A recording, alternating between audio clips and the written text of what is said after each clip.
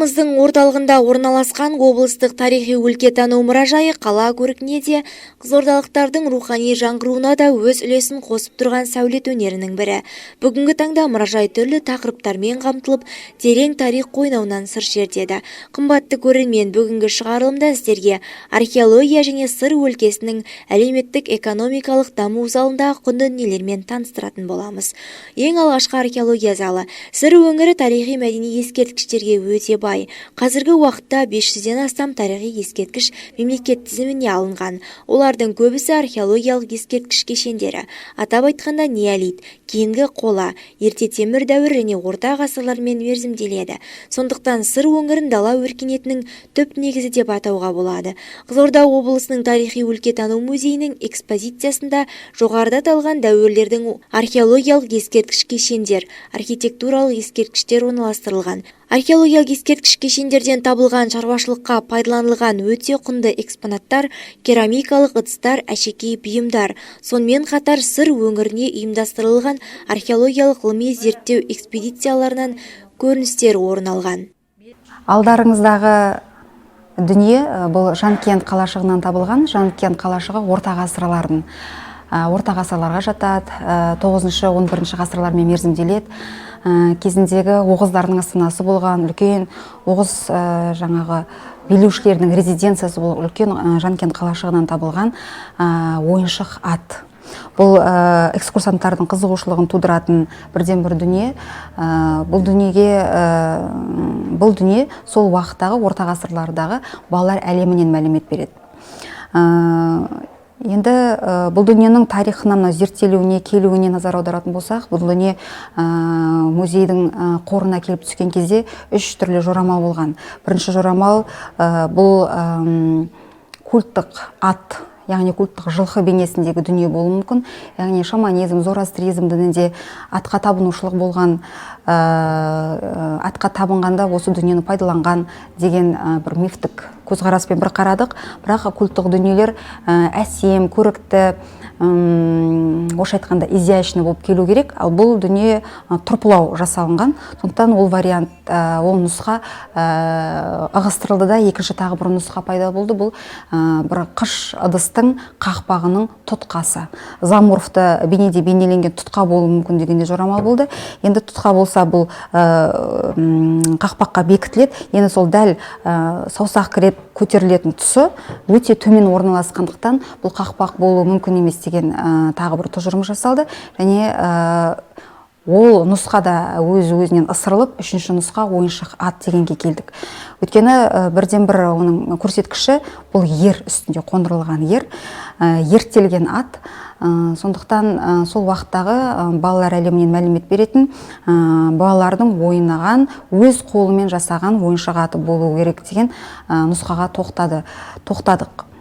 Енді бұл аттың үстіндегі ердің өзі сол заманда атқа міну мәдениетінің пайда болғандығы, сол заманда дамығандығы, атты ерттеп мінгендігі, үзеңгінің, ердің сол уақытта, жүгеннің сол уақытта пайда болғандығын осы ердің өзі содан мәлімет береді. Соғыс эволюциясының сол уақытта белең алғандығы, ер адамдардың атқа қонып, ерттеп атқа қонып, елін, жерін қорғағандығын, яғни сол бір үлкен батырлардың ерлігіне еліктеп, жас балалардың осындай дүниені өз қолдарымен жасап, ой-өрісін дамыту мақсатында пайдаланғандығын көрсетеді. Бұл дүние енді сол қазіргі уақыттағыдай, ол уақытта да әлеуметтік жағдайы жоғары, орта және төмен отбасынан шыққан балалардың ойыншықтары да әртүрлі болған. Бұл енді ең төмен отбасынан шыққан баланың ойнаған ойыншығы және оны өз қолынан жасаған болу керек дегенде дерек бар. Бұл дүниеде 9-11 ғасырлармен мерзімделеді. Жанкент қалашығына жүргізілген археологиялық қазба жұмыстары нәтижесінде табылған. Бұл осы Қызылорда қаласындағы жалпы қалалардың ішіндегі, орта ғасырлық ежелгі қалалардың ішіндегі балалар әлемінен мәлімет беретін бір ғана бұл тарихи артефакт. Сол Жанкент қалашығынан табылған тағы бір ең құнды экспонаттардың бірі музей қорындағы бұл қыштан жасалған керамикалық саптаяқ. Саптаяқты байқасаңыздар, ернеуі сынған, жан-жағы күйген, яғни жаңа Жанкент қалашығы өртке оранған уақытта сонымен қоса осы дүниелердің күйгендігін байқатады. Ошақтың қасында көп жатып, соны отқа оранған болу керек дегенде жорамал бар. Бұл дүние енді байқасаңыз пиала түрінде, яғни кесе түрінде жасалмаған, бұл кәдімгі саптаяқ түрінде, бүйірінде сақина тәрізде тұтқасы орнатылған. Ернеуі жан-жағына шығыңқы жасалынған, өте жақсы күйдірілген, жақсы қыштан жасалынған, топырағы қызыл түсті, байқасаңыздар темірге өте бай, сосын жақсы күйдірілген деген дерек бар. Ал екінші сіздерге таныстырғалы отырған залымыз Сыр өлкесінің әлеуметтік-экономикалық даму залы. Сыр өңірінің қазақ тарихында алатын орны ерекше. Қазақ мемлекетінің негізі осы аймақта құрылды. Елдің күшейіп нығаюына Ұлы Жібек жолының бойындағы ірі қалалар Сығанақ, Жент, Сауран тағы басқа ерекше қалалар рөл атқарды. Қазақ хандығының негізгі Ақ Орда мемлекетінің орталығы жоңғар басқыншыларына қарсы күрес, Орта Азия хандықтарына қарсы әскери іс-қимылдар да Сыр өңірінде болды. Осыған байланысты музей экспозициясының хронологиясы 14-20 ғасыр аралығындағы Сыр өңірінің саяси әлеуметтік даму туралы мол мәлімет береді. Алдарыңызда 19 ғасырдың аяғы мен 20 ғасырдың басында пайдаланылған мыс ыдыстар. Бұл ыдыстар сауда-саттық жолымен осы Сыр өңіріне келген, әсіресе нақтыласақ, бұл айырбас жолымен келген. Өздеріңізге белгілі, Столыпин реформасы кезінде осы Сыр еліне көптеген түрлі ұлт өкілдері қоныс аударады. Қоныс аударушылар көбейді де, және олар өздерінің дүниелерімен келе бастайды. Бұл дүниелер кәдімгі Европадағы классикалық ыдыстардың қатарына жатады. Осындай дүниелер мыстан жасалынып, өте әсем, көркем көрінгендіктен қазақ халқы айырбас жолымен осындай дүниелерді алған. Көп жағдайда бір тоқтыға алған, малдың жүн-жұрқасына, терісіне, өніміне айырбас жолымен осындай дүниелер қазақ үйлерінде пайда бола бастаған.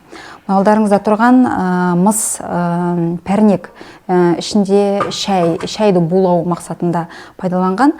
Мына дүние қант салғыш, мына дүние сүт құйғыш, мына сол кездегі бокалдар, шарап ішуге арналған ыдыстар, тәттілерге арналған тостахан және поднос. Түрлі ыдыстарды, тәтті тағамдарды үстелге әпкелетін ыдысты, яғни орысша айтқанда подносить, блюдо деген мағынада осындай подностар, мыс подностар көп пайдалана бастаған.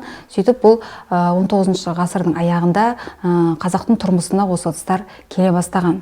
Бұл дүниелер, айттым, классикалық үлгіде жасалынған, көп жағдайда өсімдік тектес ою-өрнектер безендірілген. Оның ішінде түймедақ гүлі бар, оның ішінде үш жапырақты гүл, тізбекті гүл, барлығы бір-бірімен астасып, ұштасып, байланысып, бір үлкен әдемі гүлдің композициясын беріп тұр.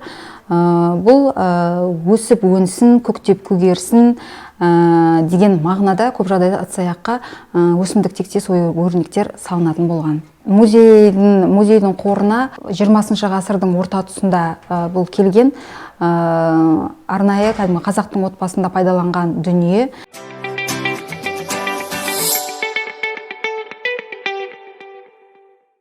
Қымбатты көрермен, бүгін біздің студиямыздың қонағы Асыл мұра бағдарламасы және облыстық тарихи өлкетану музейінің археология және этнография бөлімінің меңгерушісі Әйгерім Беккөлиева біздің студиямызда қонақта. Студиямызға қош келдіңіз, көңіл-күйіңіз қалай?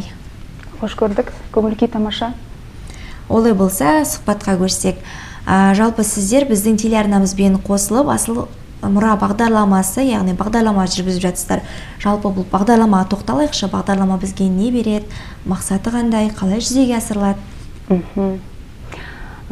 Асыл мұра бағдарламасы осы жергілікті Сыр өңіріндегі бірден бір айтулы телеарналардың бірі, Қоғам ТВ телеарнасымен байланыс жасап, интеграциялық серіктестік байланыстар аясында осы бағдарлама басталғалы жатыр. Алғашқы түсірілімі түсірілді музей қабырғасында. Жақсы басталды, енді болашағы зор болады деп сенем.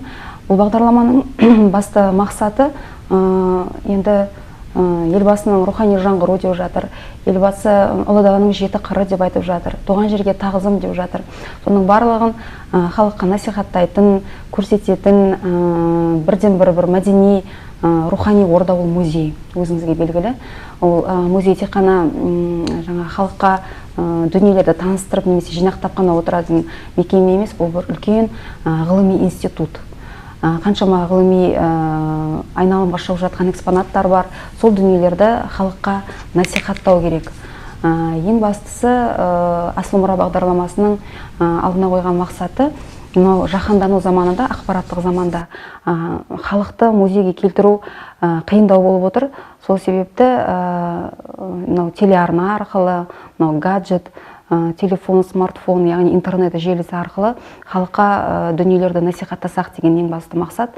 Рухани бірге жаңғырсақ, телеарнамен бірге байланыс жасап, біздің ұлтымыздың ұлттық ұлағатын көрсететін мұрамызды халыққа бірге таныстырсақ деген басты мақсат қойып отырмыз. Қандай жаңағы қазір таңда ғылыми жобалар, жалпы музейдегі экспонаттар, зерттейсіздер ғой енді. Қанша экспонат бар, қандай тақырыптарда қозғап жатсыздар? Осы жөнде кеңірек тоқталсаңыз. Енді музейге 2019 жылы 80 жыл толды. 80 жылдық тарихы бар үлкен ғылыми орда. Музейдің қорында 60 мыңға жоқ экспонат бар. Музей экспозициясында 6 мыңға жоқ орналасқан. 11 экспозициялық залдан тұрады. Түрлі тақырыптарды қамтиды әр зал. Оның ішінде енді өлкенің өлкетану музейі болғандықтан сыр өлкесінің тарихынан, мәдениетінен, өнерінен, әдебиетінен сыр шертетін кәдімгі облыстың айнасы бұл музей. Сол музейде ғылыми қызметкерлер жұмыс жасайды. Енді халық арасында стереотип қалыптасқан музейдің қызметкерлері жаңағы көзіне көзілдірік киген, қағазды кеміріп отырған, адамнан кешке дейін сол музейдің ішінде шаң басқан архивтің ішінде отыратын кісілер деп елестетеді. Сол стереотипті жою ең басты мақсат. Музейдің қызметкерлері әрбір дүниеге жіті қарап, бір дүниенің өзін 1 ай, 3 ай, тіптен 1 жыл зерттейтін кезеңдер болады. Соны зерттей отырып, үлкен ғылыми мақалалар шығарады. Республикалық, халықаралық деңгейде үлкен басылымдарға шығарып жатады. Енді сол дүниені барлығы да ғылыми еңбектерді оқып жатыр деп айта алмаймын. Ғылыми еңбекті зиялы қауым оқитын болса, енді мынау қарапайым халыққа рухани қалай жаңғыртамыз, қалай осы дүниелерді таныстырамыз деген алдымызға мақсат қойып, сіздердің телеарналарыңызбен байланыс жасап, осы дүниелерді көрсету болып отыр. Енді бұдан басқа музей басқа да жобаларды жүзеге асырады. Оның ішінде енді білесіздер, музей ол туризм, мәдени туризм, тарихи туризм, музей ол экспедиция. Музей деген сөзде қандай ассоциациялар қалыптасады? Археологиялық, этнографиялық экспедициялар, фольклорлық экспедициялар жасайды. Өткен жылдан без арғы жылдан бастап Сакрал тур деген үлкен жоба жүзеге асты. Яғни мектеп оқушыларын осы сыр өңіріндегі тарихи, мәдени орындарға экскурсия, яғни таныстыру. Музейдің қызметкерлері өздері гид, музейге арнайы сол үшін әкім көлікпен қамтамасыз еткен көлігіміз бар. Яғни Қалжан Ахун, Қорқыт Ата, Маралышан, Төлегетай Қылышты, Нұршығышыққа қарай ортағасырлық Сығанақ қалашығы, Жанкент қалашықтарына сапарлар ұйымдастырылып жатыр. Яғни балалардың таным көкжиегін кеңейтіп, тарихи орындарға деген қызығушылығын оятып, археологиялық қазбаларға бірге қатыстырып, сақ дәуірінен орта ғасырлардағы кезеңдерден табылған алтын бұйымдарды, қыш қаптамаларды балалар өздері көріп, өз көздерімен жердің астынан қазып алып, үлкен бір сол дәуірге барып қайтқандай әсерде қайтып жатады. Сондай жобаларымыз бар. Екінші тағы қолға алып, осы алдыңғы жылы үлкен офистік жобалық офисті үлкен қаралып, арнайы әкімнің қаражаты бөлінген Village Life деп аталатын үлкен жоба болды. Бұл этнографиялық мақсатта этнотуризм, яғни ауылды жастарға насихаттау. Енді өзіңіз білесіз, жастар қазіргі таңда смартфон мен гаджетке байлаулы, ауылдың не екенін білмейтін жастар бар. Малдың төлін қалай күтуді, атқа міну мәдениетін білмейтін жастар бар. Сол балалардың барлығын көлікке салып алып, ауылға айдап апарып, Бесарық, Сырдариядағы Шиелідегі Ыбырай Жақаев, Нартай ауылдарына барып, атқа мінгізіп көріп, құрт қалай жасалады, киіз үй қалай тігіледі, жүн қалай сабалады деген сияқты соның барлығын көрсетіп, балалар үлкен бір рухани байып, үлкен азық алып қайтып жатыр. Яғни мынау елбасының рухани жаңғыру бағдарламасын музей де өз әлінше қадір мүмкіндігінше жасап жатыр, таныстырып жатыр. Жалпы сіздердің тараптарыңыздан жылы өткен Village Life жобасын біз таныстық, білеміз, телеарнамызбен бірге түсірілім тобымен түсіргенбіз. Жалпы бұл жобаның берері көп секілді жастарға, өткені жастардың сол кездегі көздермен көрген кездегі өздері жеткізген жаңағы, яғни көзбен көрген деген естігенше көзбен көрген артық дейді ғой. Сол кезде олардың қуанышына шек болмады, әрине оны біз сөзбен жеткізе алмаймыз қаншалықты қуанғандарын. Жалпы бұл жоба енді осы жылда жүзеге асады ма? Жүзеге асырылады, тағы да қаражат сұрап жатыр жылдың басы. Қаражат бөлінсе, енді қамтылған 16 мектеп болатын, енді бізде қалада мектеп саны көп, басқа да қатыспаған мектептер сұраныс жасап жатыр. Бізде қатса, біздің балалар да қатысын деп. Осы жылы қаражат бөлінсе, Village Life жобасы ары қарай жалғасын табады. Бұл жобада қай мезгілде, яғни жаз мезгілінде өткізілді ғой, меніңше көп. Балалардың жазғы демалысын тиімді пайдалану мақсатында және мынау оқу процесіне кедергі жасамайық деп жаз айында жасалды. Сосын сентябрьдің басында тек 6-шы, яғни сенбі, жексенбі күндері барып қайтты балалар. Бұл жобаның енді ауылдан адам көшкенмен адамнан ауыл өшпейді деп айтады ғой. Сол ұлттық код геннің бойларында бар екенін кәдімгідей балалардан сезіндік. Өйткені ауылда не бар, ол жақ ыстық деп барған балалар атқа қонған кезде, ер балалар кәдімгі жалын тартып атқа қонған кезде өздерін кәдімгі атқа қонған адам таққа отырған адамды менсінбейді дегендей даланың кәдімгі иесі ретінде өзін сезінді. Ашамайға отырғызу, көкпар тарту деген ойындарды, дәстүрлерді көрді, ұлттық ойындарды тамашалады, асық ойнады. Ауылдың балалары бар, дәл сол қатарлы. 8-ші сыныпта баратын болсақ, ауылда 8-ші сыныптың оқушыларымен бір-бірімен кездестіргенде екі төбе. Олар өздерінің дүниесін үйретсе, қаланың балалары оларға өз қызықтарын айтып жатыр, бір-бірімен бөлісіп, телефон нөмірлерімен алмасып, ауыл мен баланың арасында, ауыл мен даланы бір байланыстыратын үлкен жоба болды. Енді өзіміздің асыл мұра бағдарламамызға оралайық. Жалпы бұл жобада қанша адам жұмыс жасайды бағдарламада, қанша түсірілім болады? Енді асыл мұра бағдарламасын этнографиялық бұйымдардан, зергерлік бұйымдардан бастадық. Бұл бағдарламаның идеясы жол археология, этнография бөлімі болып отыр. Өйткені көп жағдайда халықтың қызығушылығы, келетін экскурсанттың қызығушылығы музейге археологиялық қазбалардан табылған дүниелер және этнографиялық бұйымдарға көзі түседі, қызықтырады. Этнография жаңағы қара киіз үйіміз бар, этнография залы, оларға қызық. Қыш қаптамалар, жердің астынан табылған сақтардың тағынған алтын бұйымдары қызық болып жатыр. Осы дүниелерден басталсын деп біз этнографиялық және археологиялық бұйымдарды бірінші халыққа ұсынғымыз келіп отыр. Одан кейінгі осы сыр елінің мәдениеті, өнерінен сыр шертетін, енді біздің жыраулардың отаны білесіз, сыр елі, жыр елі деп атайды. Ешіне сал, қара сақал, ерімбет, бүкіл 100 мектеп бар біздің өңірде. Соның барлығының бір-бір дүниесі музей қорында бар. Алмас Алматовтың домбырасы, Дүроңғардың домбырасы, Манас Көкеновтың домбырасы, сол дүниелерді авторлық заттың иесі бар дүниелерді халыққа насихаттасақ деп отырмыз. Ұлы жеңіске 75 жыл толып отыр.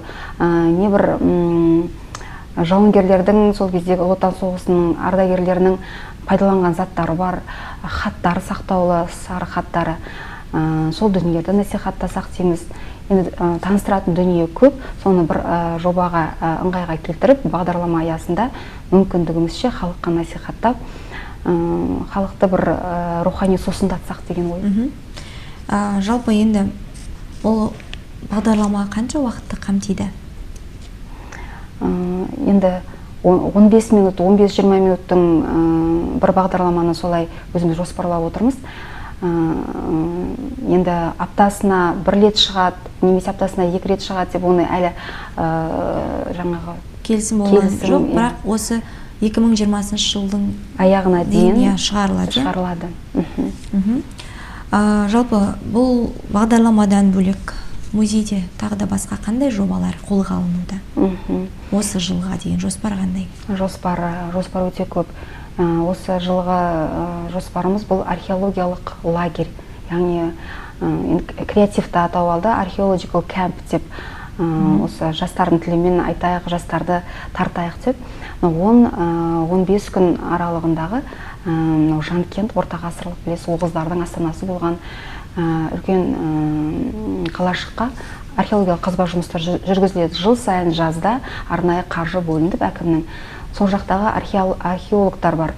Қорқыт Ата университетінің өзі мұғалімі, ұстаз, PhD доктор Әзілхан Тәжекеев деген археолог кісі бар. Сол кісінің жетекшілігімен қазба жұмыстар жүргізіледі. Сол кісінің тобымен балаларды жіберсек деп отырмыз. 10-15 күн палаткада қолдарына күрек алып, археолог ретінде өздерін сезініп, шын археологтарға, нағыз мамандарға көмектесіп, мүмкін археология деген сирек кездесетін, жастар қызыға бермейтін мамандыққа деген қызығушылығы артып, сол мамандықты кейін таңдауына мүмкіндік туады деген мақсатта. Яғни сосын сол дәуірге бір барып қайтса, сол дәуірдің заттарын ұстап, көзімен көріп қайтса, мың естігеннен бір көрген артық деп, сондай 10-15 күнге экспедициялар жасалмақшы. Ол да офистік жоба аясында қаржы сұралып жатыр. Қаржы бөлінеді деген не бар, жоспар бар. Сондай үлкен проект бар. Және жас өлкетанушы деген бізде жоба бар. Бұл өлкетану музейі болғандықтан жастар келіп музей қорына, енді жәдігер жерде қалмасын деп, үйлерінде жатқан дүниелерін әкеліп өткізсе, бұл жастардың қолымен өткізілетін, оқушылардың қолымен өткізілетін дүние. Өздері жаңағы төлқұжатын толтырса, өздері бір күн музей қызметкері болса, ғылыми қызметкер, затты зерттейді, өлшейді, салмағын өлшейді. Бір кесе болса, ағаш кесе болса, ол ағаш қандай материалдан жасалынған, оның диаметрі қандай, биіктігі қандай деп зерттеп, қағазға түсіріп, жаңа сипаттамасын жазып, оны музеолог бағдарламасына енгізіп, бір күн ғылыми қызметкер болады, жас өлкетанушы. Жетіп, жаңа дүниені өткізеді өзінің атынан. Сондай проектті облыстық музейдің өлкетану бөлімі қолға алып, соны жұмыс жасайды. Жалпы осы жерде бір сұрақ, қолға алып жатқан жобаларға енді бұл жерде ерікті жастар, оқушылар қатысады ма, әлде бір таңдалған мектептің оқушылары барады ма? Ерікті түрде. Бұл барлық мектептерге хат жолданған. Қазіргі таңда осы жылы тіптен волонтерлар жылы болып бекітілді ғой. Сол біз енді музейге сый деген акция жасап жатырмыз. Еріктілер кім келіп музейге зат өткізгісі келеді. Ерікті түрде келіп өткізіңіздер. Заттар, тарихи жәдігерлер әр жерде қалмасын. Сандықтың түбінде жатпасын, сарайда жатпасын. Сол дүниелерді музейге алып келіп, музейдің төрінен, экспозициядан орын алып, халық игілігіне айналсын деген мақсатта бұл жоба тіптен осы жылы үлкен қарқында дамып жатыр. Жалпы Әйгерім ханым бізге студиямызға келіп, осындай қызықты ақпараттармен, танымдық ақпараттармен бөліскеніңізге көп рахмет. Енді жалпы көрермендерге осы бағдарлама төңірегінде не айтқыңыз келеді? Жалпы таңғы тілегіңізді арнасаңыз. Енді бұл жалпы сыр елінің халқын, Қызылорда қаласының облыс төңірегіндегі халықты Қызылорда облыстық тарих өлкетану музейіне шақырам. Енді көп жағдайда халық өзі тәрбие тал бесіктен бастау алады ғой, өзіңіз білесіз. Жастарды ойын сауық орталықтарына апарғаннан гөрі, өзім ойлаймын, осындай мәдени ошақтарға апарған абзалырақ деп. Музейге алып келгендеріңізді қалайым. Отбасымен музейге дегенде бізде акция бар. Ең үздік экскурсант дегенде бізде кішігірім музейшілік жобалар жасалып жатады. Театр, музей, ол бір үлкен мәдени орталықтар, сол жаққа келіп, рухани азық алып, рухани байып қайтуға барлық сыр өңірі халқын шақырам. Бүкіл сыр еліне береке бірлік тілеймін. Әрбір отбасы тыныш болсын, еліміз аман, жұртымыз тыныш болсын. Бүгінгі студиямызға келіп, бізбен сұхбаттасқаныңызға, уақыт бөліп келгеніңізге арнайлап көптен көп рахмет. Қымбатты көрермен, Әйгерім ханыммен бірге Асыл мұра бағдарламасын көруге шақырамыз. Ол бағдарлама біздің телеарна арқылы өтетін болады. Ал сіздердің жұмыстарыңызға тек қана сәттілік тілейміз. Алдағы уақытта музейге келушілер, жас археологтарымыз көбейе берсін. Жұмыстарыңызға тек қана сәттілік тілейміз. Рахмет.